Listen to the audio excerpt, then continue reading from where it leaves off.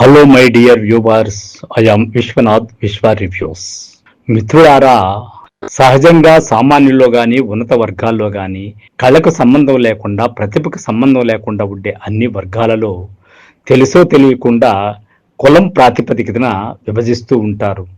కులం కారణంగా అనేక రకాల అవమానాలు చేస్తుంటారు, పడుతుంటారు. అయితే చాలా మంది ప్రతిభావంతులు కులానికి సంబంధం లేకుండా అట్టడుగు వర్గాల వారిని, అగ్రవర్ణాల వారిని అట్టడుగు వర్గాలు ఆదరించిన చరిత్ర కూడా ఉంది.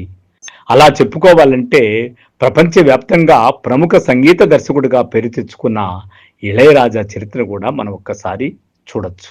బ్రాహ్మణుడని పిలువబడే శ్రీ దక్షిణామూర్తి గారు, దళితుడని పిలువబడే శ్రీ ఇళయరాజా గారిని ఆ రోజుల్లో తన పక్కన కూర్చోబెట్టుకుని సంగీతం నేర్పాడు అంటే ఎవరైనా నమ్మగలరా? ఇది నమ్మినా నమ్మకపోయినా నిజం.